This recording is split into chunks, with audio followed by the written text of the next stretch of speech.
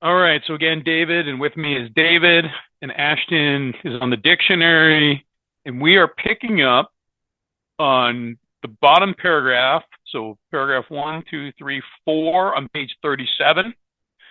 We wrapped up Jim's story. Now we're going to talk about the jaywalker. David, anything to recap? Or do you want to just jump right in? Just to point out the fact that we've had some factual stories, and now this is a little bit fictional, but we're going to put a little twist on it for relatable purposes. So go ahead, sir. All right. Bottom of 37. Here we go. Our behavior is as absurd and incomprehensible with respect to the first drink as that of an individual with a passion, say, for jaywalking. He gets a thrill out of skipping in front of fast-moving vehicles. He enjoys himself for a few years in spite of friendly warnings. Up to this point, you would label him as a foolish chap having queer ideas of fun. Luck then deserts him, and he is slightly injured several times in succession. You'd expect him, if he were normal, to cut it out. Presently, he's hit again, and this time has a fractured skull. Within a week after leaving the hospital, a fast-moving trolley car breaks his arm. He tells you he's decided to stop jaywalking for good. But in a few weeks, he breaks both legs. I do have two definitions in this Please. paragraph. So I have the definition for absurd, which is wildly unreasonable, illogical, or inappropriate. So our behavior is as wildly unreasonable, illogical, or inappropriate and incomprehensible with respect to the first drink as that of an individual with a passion, say, for jaywalking. My other definition is for queer. So we have to remember this book is written in the 1930s, and so queer here does not mean the LGBTQI community. So in this writing, queer means strange. So up to this point, you would label him as a foolish chap having strange ideas of fun. Thanks, Ash. Thank you, Ashton. Great job. So when I look at this chapter here, what I'm going to do here is the same thing I did with the other two stories thus far. So we're going to be looking for where the lie, the delusion, and the insanity is, because I'm going to see my insanity in this thing, and I'll point out something to you that may help with that if you have a hard time relating the story, because some people don't like this story. I happen to like it when I change up the wording a little bit. We're also going to look for when he makes decisions and performs actions. And then, of course, the outcome of his decisions and actions, or his lack of actions, and what happens with him.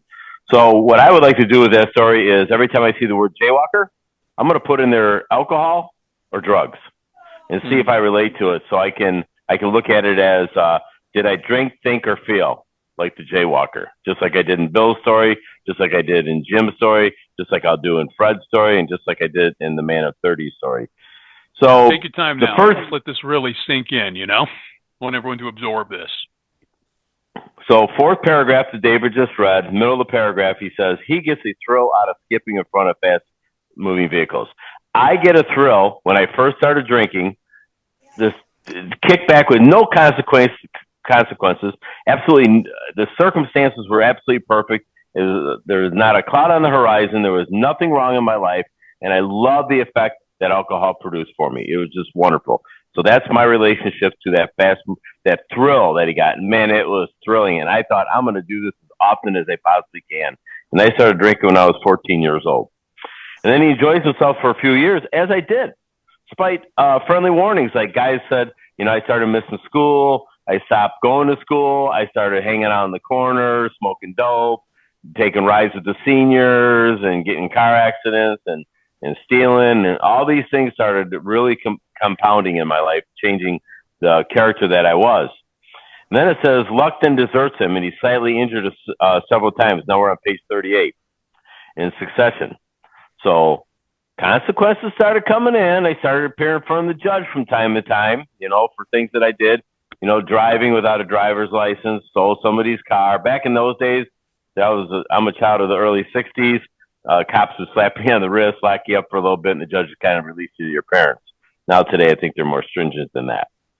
It says if he was normal, he cut it out. If he was normal, if I was normal, I would stop drinking. I would heed the warnings of the judge. Do not steal cars. Do not drive until you get a driver's license, and certainly do not drink and drive. That would be insanity if I wasn't paying attention to him. Insanity means unclear thinking. I have no power, no choice, no control. But what happens? He doesn't cut it out. He presently is hit again. This time has a fractured skull. That's the outcome of my drinking and my drugging. I get a fractured skull. I ended up in the hospital. I fell down a flight of steps and broke my tailbone. Drunk on my ass. Pun intended. Within a week after leaving the hospital, a fast-moving trolley breaks his arm. Again, the outcome of my drinking and drugging. After all these warnings from people in my life that cared about me, I still drank and drugged. And then it says he tells you he has decided to stop jaywalking for good.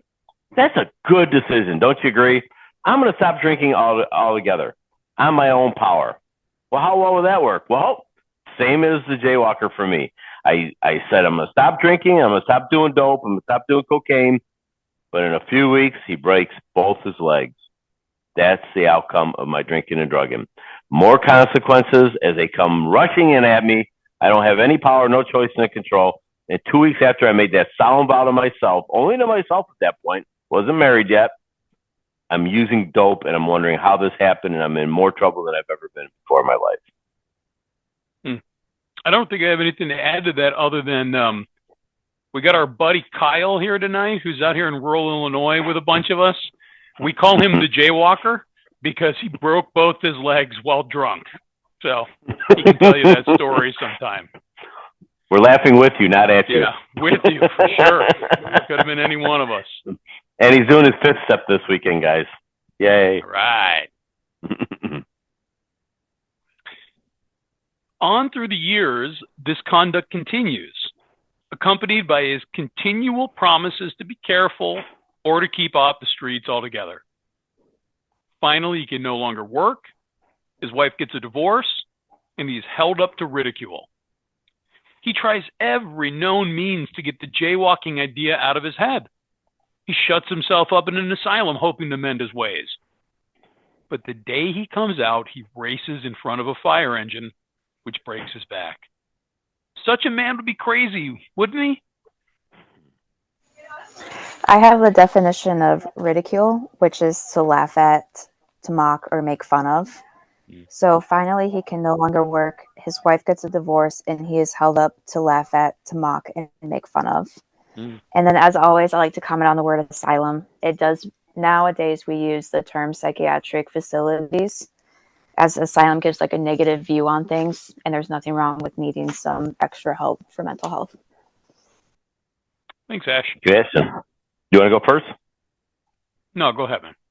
Okay, so I'm going to do my exercise here, and on through the years. So there's a timeline here, guys. This isn't like a week later. We already seen weeks, what that looks like, but this is now years. How many of you went from the age 14 to 28 like that?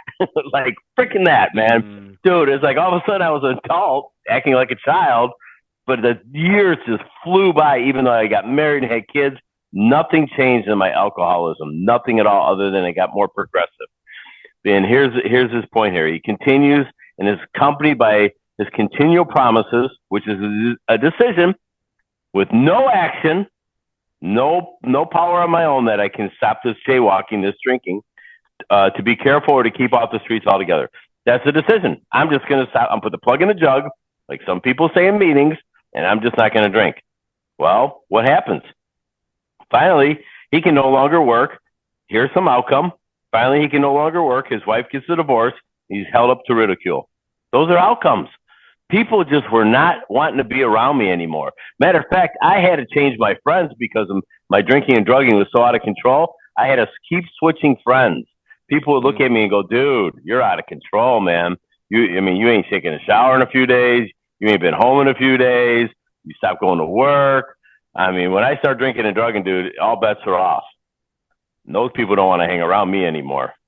And then he tries every known means to stop this drinking idea out of his head. How about that? You know, I'm going to hang out with my kids. I'm going to take them to the park. I got all these great ideas I'm going to do. I'm going to take mama out to dinner. You know, I'm going to stay home on the weekend. I'm not going to drink whatsoever. He shuts himself up in an asylum hoping to mend his ways. So that's a decision. I entered into treatment in 1993. That was my first treatment center. That was a decision that I made. But how many of you guys did this? The day that you got out of treatment, you walked across the street, and I'm not literally, walked across the street and got a bottle. Made a phone call to the dope guy, right? Yep. I don't want to embarrass anybody, but yeah, that's what I did. Why? Because I just stayed sober for 28 straight days, dude. I got a lot of information about myself. Yeah, I don't have no information about the disease of alcoholism, though. That's the sad truth. And I am not looking for a solution anyways, because my solution is alcohol and drugs. So I'm locked up in this asylum, hoping to mend my ways. The day comes where I do a huge amount of cocaine, drink, get arrested, get handcuffs put on me, and such a man would be crazy, wouldn't he? Yeah. My family was looking at me like, dude, are you out of your mind? What are you doing to your family, your wife, and your kids, and your job? It's going to be gone tomorrow. I can't stop once I start, and once I stop, I cannot stay stopped. I relate to this jaywalker completely. And my last drink and drug, I ended up in a psych ward, and then I ended up in jail, and I did some time for all that stuff that I did. The only difference is when I heard the message that I needed to hear from someone in that psych ward, I did take an action against my nature, and I went to a payphone, and I called someone in Alcoholics Anonymous, and it saved my life because I didn't want to drink and drug anymore, and I didn't know how to do that on my own power. I have to have some humility at that point, and alcohol and drugs brought me to my knees that day. And I had that moment of clarity. And the moment of clarity to me described as this. It's when God froze a liar in me just long enough to see the truth. And the truth was that this is my life. It is never going to get any better than this. And the guys in AA who helped me, I said, I owe you guys forever. They go, no. You don't owe us anything. That new guy that just walked in the room, even though you got 2 days sober, go show him where the coffee's at. Go welcome to the meeting. Make him feel comfortable. We want him to come back. So this paragraph is like the opposite of the greatest hits, right? This is like the worst hits that's happening to the jaywalker, which it, of course, is like an allegory to the alcoholic, to the drug addict. So what's happening to this jaywalker? Well, sustained problem over the years with continued promises to be careful, to keep us, so making the solemn oath over and over, not only to the people in the jaywalker's life, right, but to himself. And all of a sudden, gets so bad, can't work. Gets even worse, loses his family. Right? Then he gets made fun of, as Ashton gave us the definition for. So the person has no honor, no word, no family, no living, and now he's a joke. Right? Tries every known means to get the jaywalking idea out of his head, trying to get beyond the mental obsession, right? We're in the thick of the book. This is what we're illustrating here, the peculiar mental twist. Shuts himself up in an asylum, hoping to mend his ways, looking for help, looking for human reliance, looking for human power. Please keep me, help me, lock me up, restrain me from running out into traffic. But what happens as soon as he's free of the asylum, as soon as he's free of human power, he does it all over again. Right? This is another illustration of the concept that was first introduced to us really on page 30. If you want to come back to page 30, 1, 2, 3, paragraph 3. I'm just going to reread it again, even though we covered it a few weeks ago.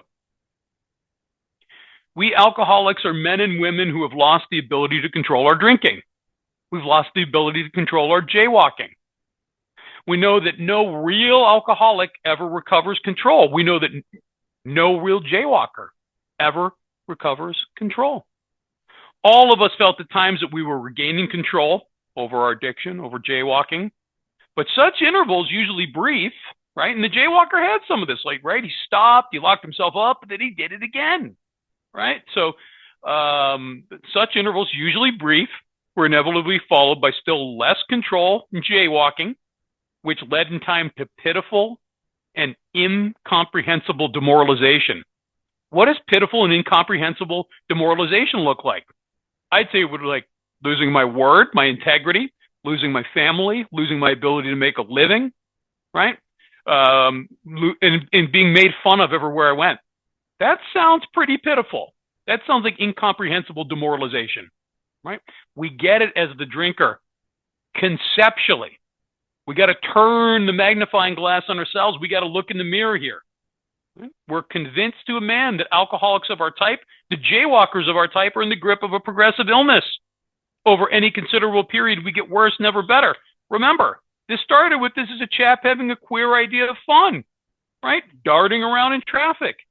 And then he dashes in front of a giant fire truck. This story, the jaywalk, I mean, all the stories are great. I love them. The illustrations, they help us relate. But is this the best story? Maybe, because when we read it, how many times have you read this at a meeting? I have. Well, we laugh out loud, especially if somebody reads it with a lot of feeling and gusto. But this is our behavior, right? Running out into traffic, running into heavier traffic, breaking both our legs, breaking our back, our arm. How much damage, how much pain do we have to get before we do something about it? You may think our illustration is too ridiculous, but is it? I think I pretty much said it's not. We who have been through the ringer have to admit, if we substituted alcoholism for jaywalking, the illustration would fit us exactly. However intelligent we may have been in other respects, where alcohol has been involved, we have been strangely insane. It's strong language, but isn't it true? Ash, again? Yeah, go ahead. Yeah, I do. I have the definition of what it means, who have been through the ringer. So that means through series of very difficult or unpleasant experiences. So we who have been through a series of very difficult or unpleasant experiences have to admit, if we substituted alcoholism for jaywalking, the illustration would fit us exactly. Thanks, Ash. Dave, you're muted, but it's all right. I'll start us out while you come off mute. So I think, my point is we beat this up the last couple paragraphs. This illustration is not too ridiculous. It is apt and on the nose. It's fitting. But let's move on to what it says a little later in the paragraph here. However intelligent we may have been in other respects, where alcohol has been involved, where other drugs have been involved, we've been strangely insane. It's strong language, but isn't it true? And I'm sure David's going to talk to us a little bit about stupid versus dumb. And I'll say this, and I say this frequently, and it's with humility. I am a pretty bright guy, okay? Smart guy, honors classes, good college education. Many of us in the same boat come from a very smart family, a lot of very learned, high-degreed people. All those brain cells, I couldn't rub two of them together to come to the reality and the conclusion of what was wrong with me. Absolutely no ability to do this. I even had some inklings. My best friend had been in recovery for 8 years, 12-step recovery, before I finally looked at myself and said, maybe I have a problem, and went to him for help. I'm always impressed with the alcoholics and the addicts I meet. They're hardworking, they're smart, they're clever, they're shifty. We love shooting the angles. We always have a solution. We're great at getting out of trouble, right? Very bright. We're all highly capable. But were any of us capable or smart enough to understand the reality of our situation? Even when I came in, beaten, I wasn't fully convinced. I didn't understand the nature of my disease and my illness. I had to have it explained to me, and thank God there were people there to explain it. Smarts, book smart, street smart, strength, fortitude, none of that stuff. It's not powerful enough to help us offset the mental obsession. We're on page 38 in the second paragraph.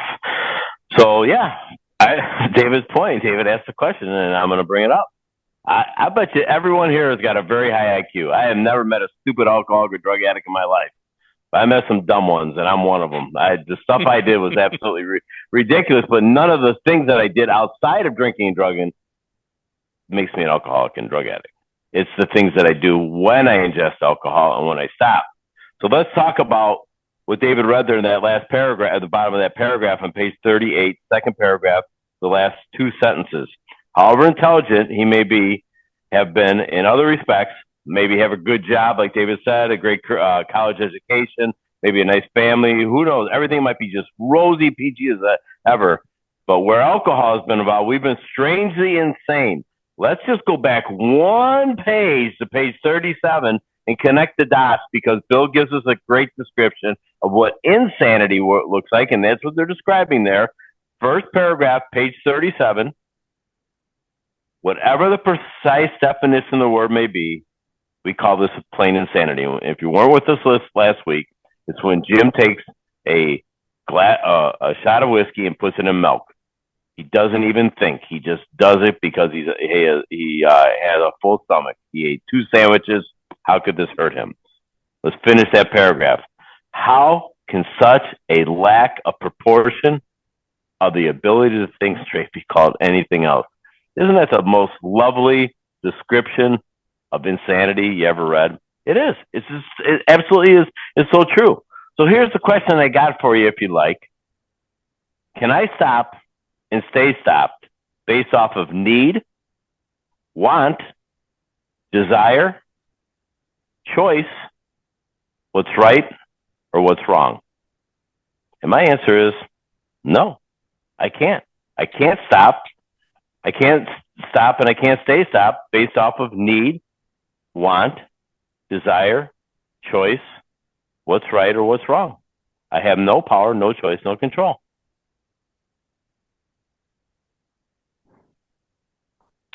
Bottom of 38.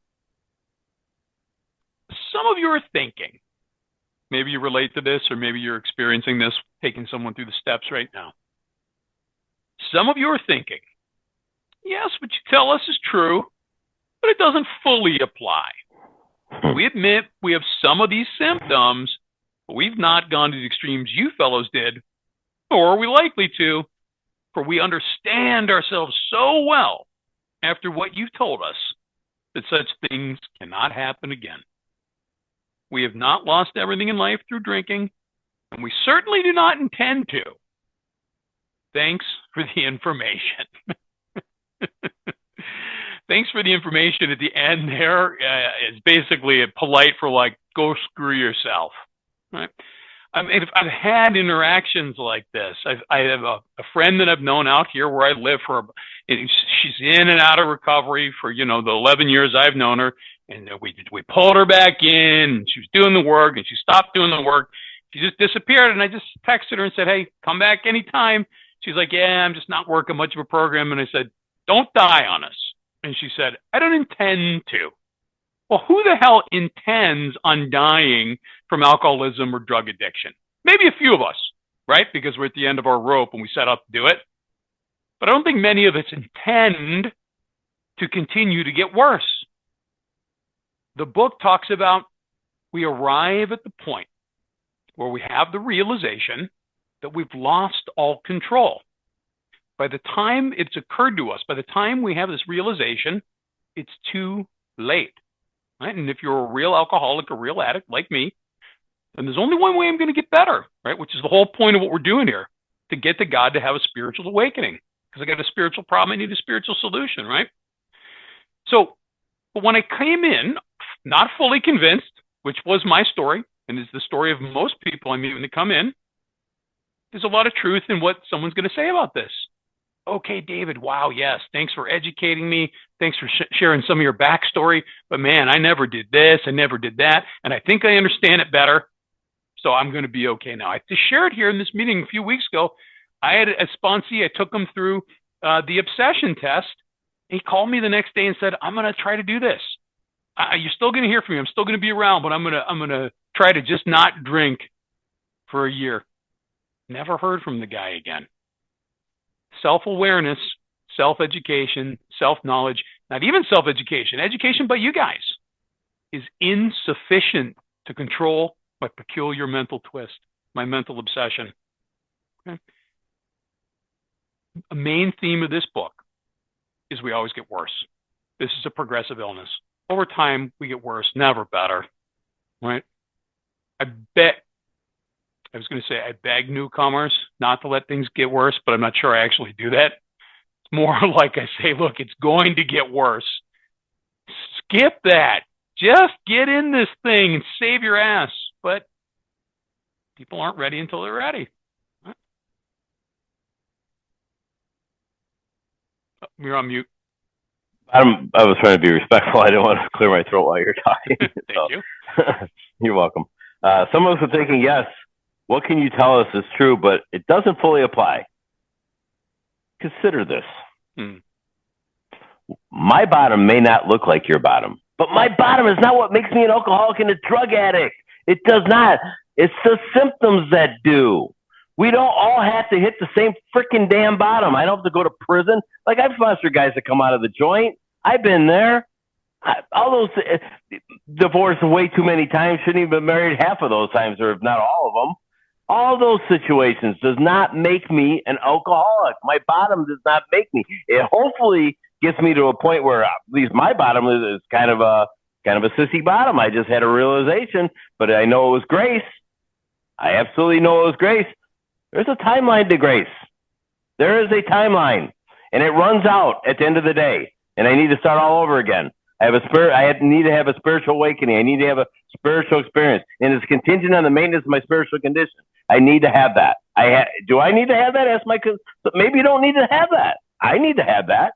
But as I go through this paragraph, we admit we have some of the symptoms. So the symptoms that we're talking about, that once I take a drink, can I control the amount I drink? And I have to ask myself, no, I can't. Once I do cocaine, I'm going to continue to do cocaine. And I'm going to do it until I can't get any more. And then you know what I'll realize?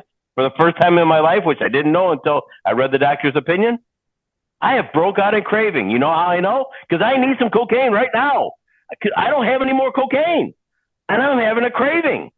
You identify with that? I got to go get some cocaine. I don't care. And then what I'll do is because my wife wants to go to the grocery store, I'll put my little baby girl in her car seat with 103 temperature, is snot running down her nose, crying her eyes out, screaming at the top of her head, drive all the way 3 towns over to go pick up dope. Why? Because I was having a craving. Because once I start, I can't stop. That's what I did. If I would have got pulled over, my wife would have lost her daughter that day. But man, when I'm in the midst of this thing, I'm going to keep going. I can't stop once I start. And if you want to make a note for what I said here, and I'll give the credit to Joe Hawk, he's the one I heard this from.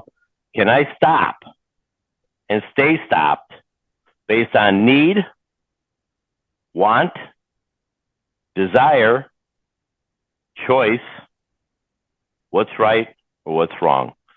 And I always tell my guys, consider what I'm asking you here. Consider what Joe Hawk is asking us here. I can't stop based off of that stuff. And the thing is, we go down to the bottom of that paragraph there, but we have not gone to the extremes you fellows did, nor are we likely to. Oh, yes, you are. For we understand ourselves so well. Oh, based on knowledge here, got a lot of knowledge from you guys. Thank you so much. After what you have told us, that such things can't happen again. Remember Bill's story? Dr. Silkworth filled him up with knowledge and told him exactly what will happen to him on Roman numeral 28. But Bill went right back out and drank again. The same thing I did in 1993. I didn't drink when I went to or drug for the 28 days I was in that institution. I didn't. But 2 days out, my wife was flabbergasted. How did this happen again? And then it was 6 more years before I even got back here again. And those 6 years went by quick. We have not lost everything in our life. That does not, again, make me an alcoholic or drug addict. Some of us go down farther than the other ones. Certainly do not intend to, and I love the sarcasm. And it's not the sarcasm from Bill to us. It's about the alcoholic or addict who's unsure if he's really a drug addict or an alcoholic. Thanks for the information. Okay, then I think you'll probably go try some more controlled using. Best of luck with that. I hope you make it back, because most of us don't. That's all I got. Top of 39. That may be true of certain... Uh-oh, he froze. Okay, I'll pick up where David left off. Top of 39. That may be true of certain non-alcoholic people who, though drinking foolishly and heavily at the present time, are able to stop or moderate. Are you back, David? Yeah, just keep going, though. Okay, moderate. Because their brains, their bodies have been damaged as ours were.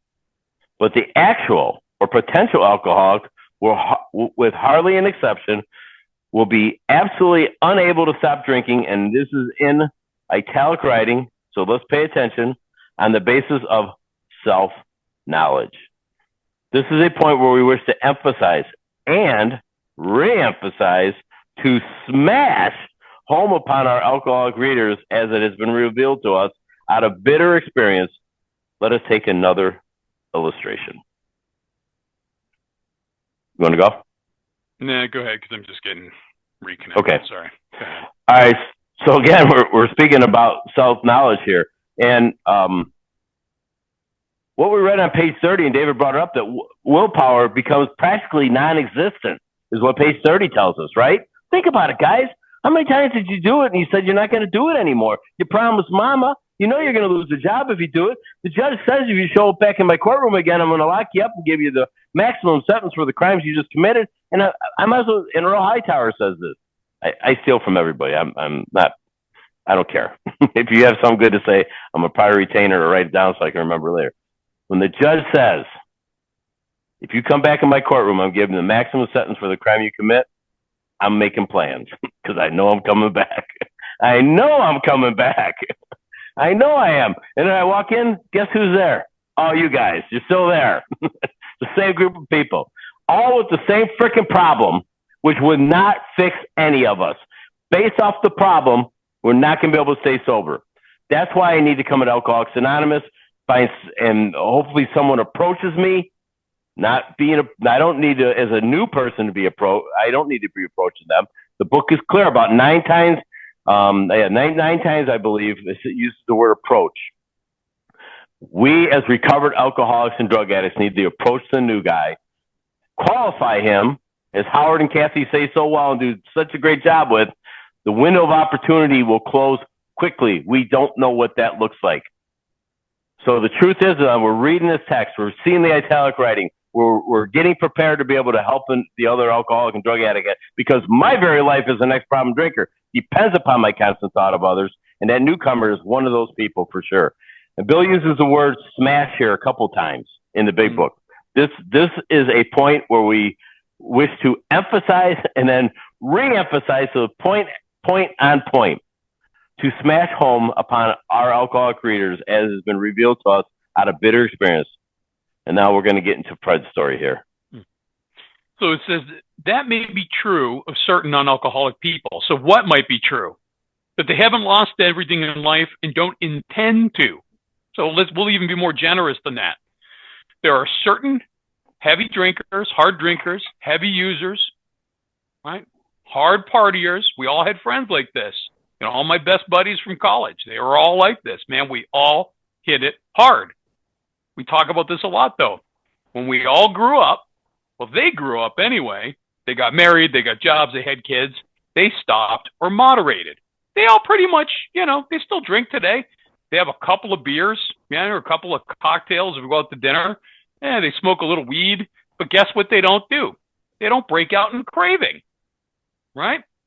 So people that hit it too hard, maybe they got that DUI, they have a self-reflective moment.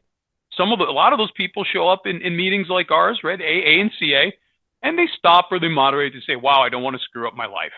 A lot of people like that. And the book talks about them in many different spots, right? But it says, while that may be true of certain non-alcoholic people, right? People who, though drinking foolishly and heavily at the present time, they're able to stop or moderate because their brains and bodies have not been damaged as ours were. Now listen, is Bill implying that our bodies and our brains were damaged through our drinking and drug use? Perhaps. Then we could also probably get a medical opinion on this from our medical expert, Ashton. The progressive nature of an illness or disease that goes untreated ultimately is going to damage our physical beings, right? The book also takes great pains. I get the thumbs up. All right, I characterized that correctly. The book talks about this.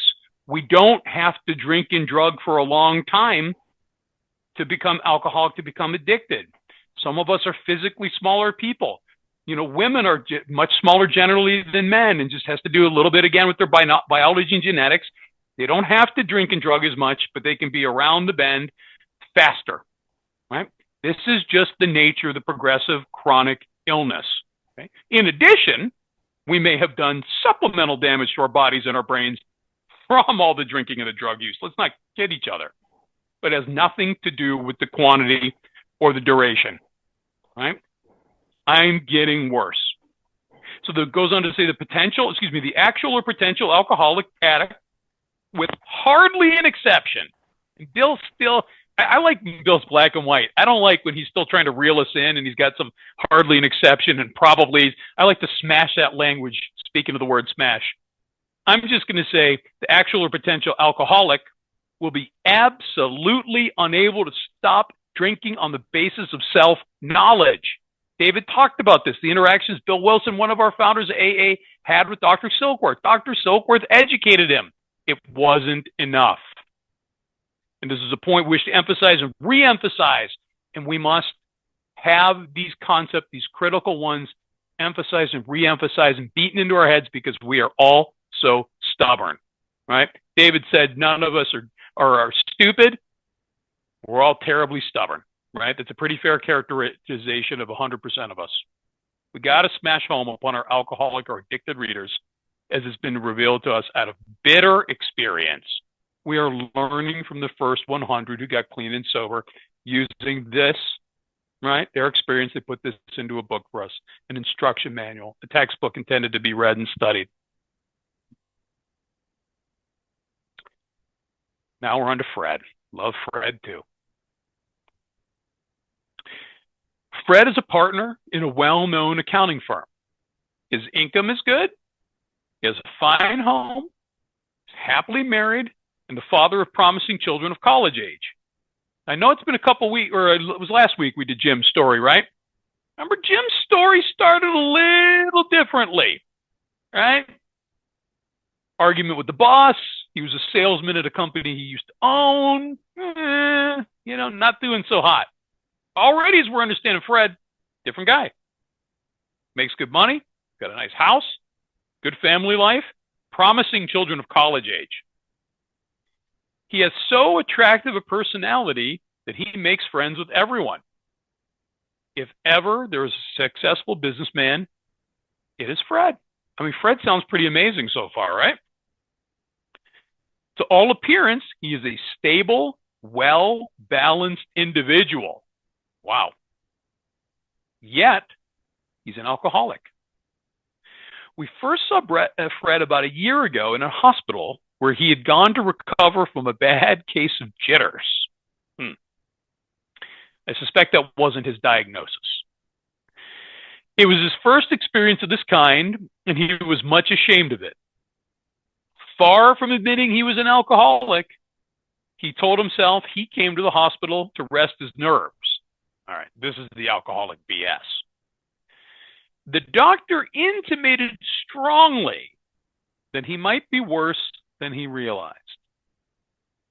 For a few days, he was depressed about his condition. He made up his mind to quit drinking altogether.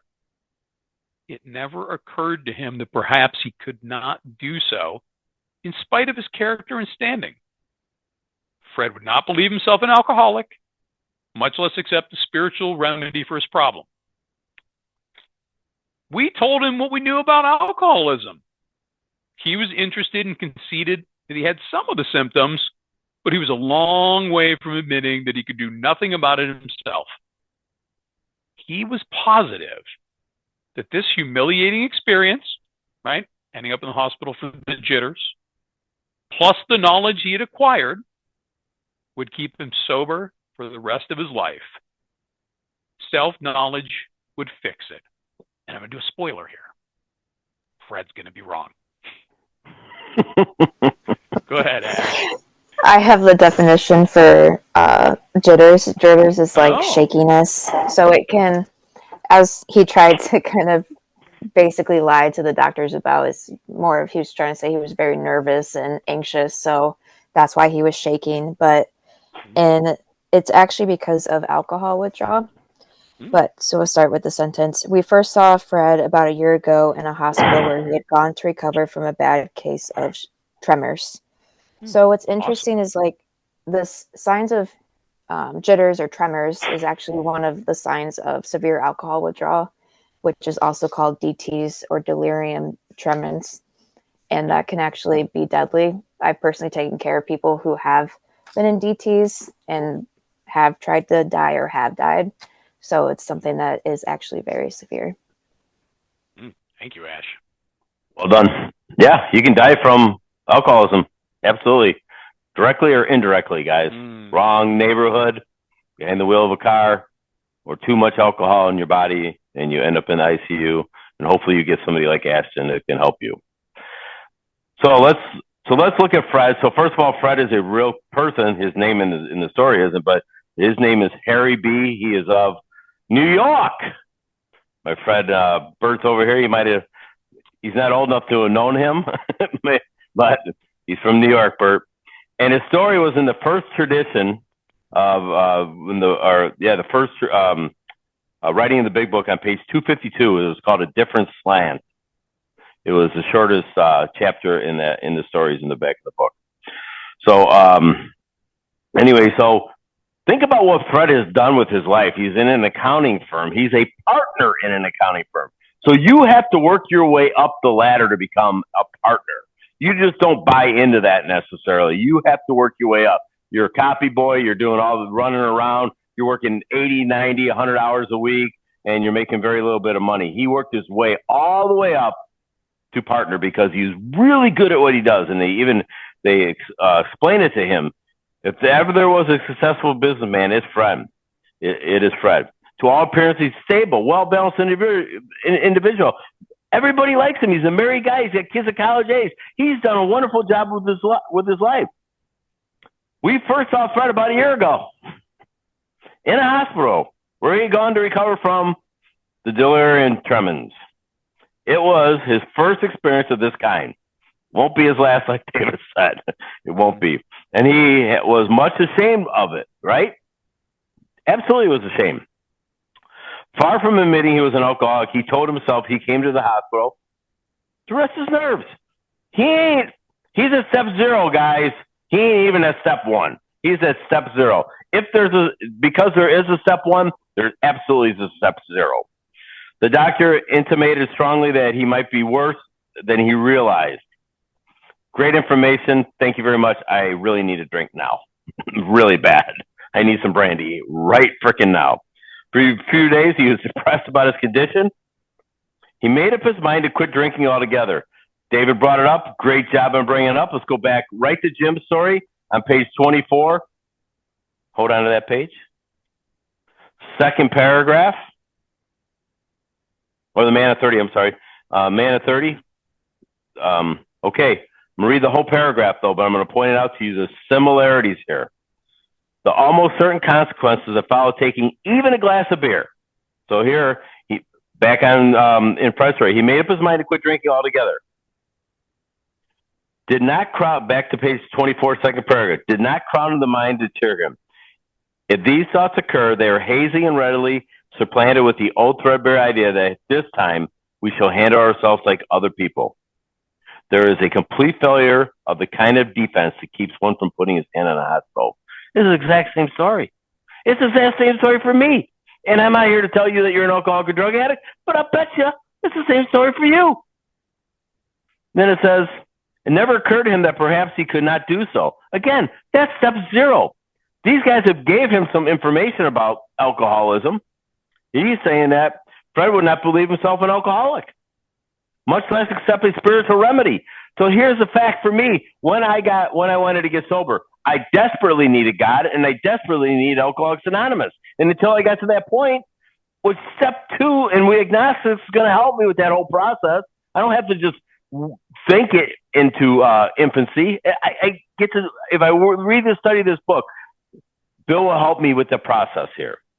We told him what we knew about alcoholism. Let's say it was Bill and Bob. They sat him down. They told him everything they knew about alcoholism.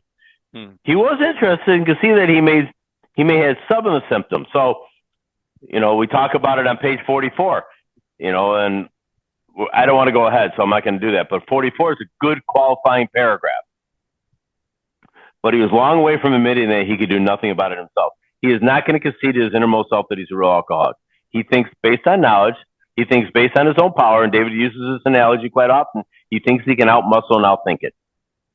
And I have never met anyone be able to do that as a real alcoholic. He was positive that his humiliating experience, and think about it, locked up, his in-laws are probably looking at him like, oh my God. And the guys in his firm are probably thinking, holy cow, how did this happen? This guy's one of the best guys I've ever met in my life.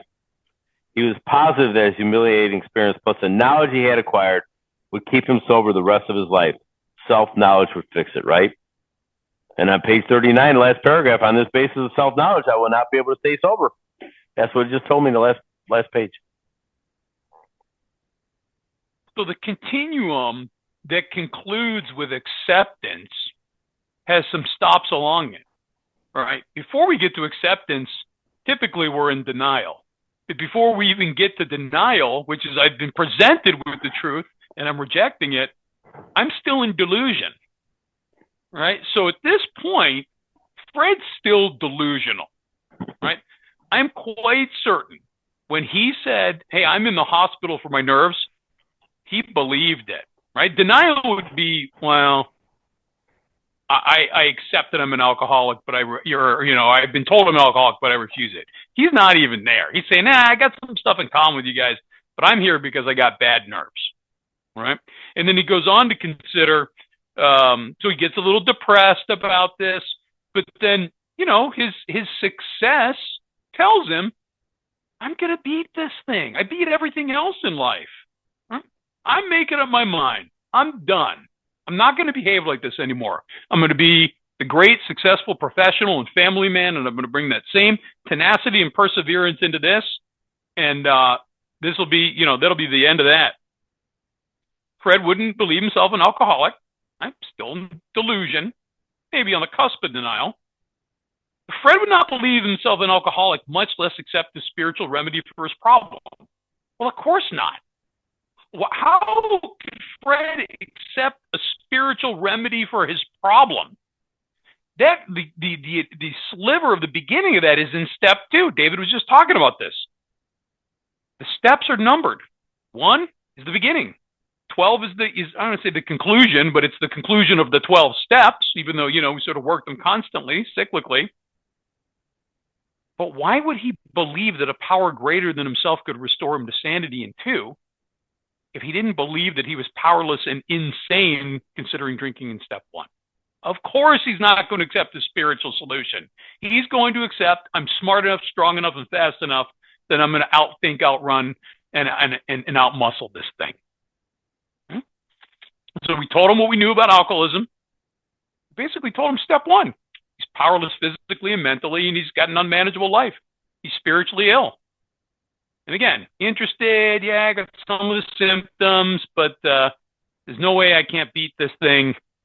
This humiliating experience. So this, I guess it's not for Fred yet, pitiful and incomprehensibly demoralizing.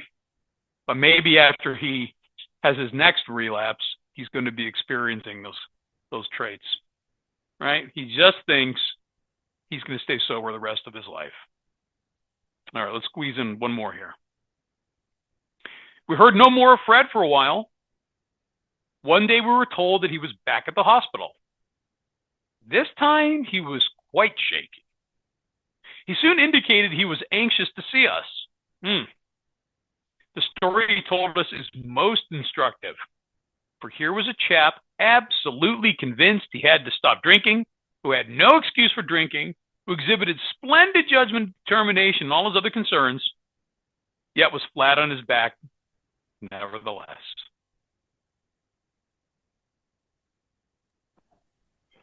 Okay, so we heard no more of Fred for a while, so he's going to go do some more, try some more experience with that thing.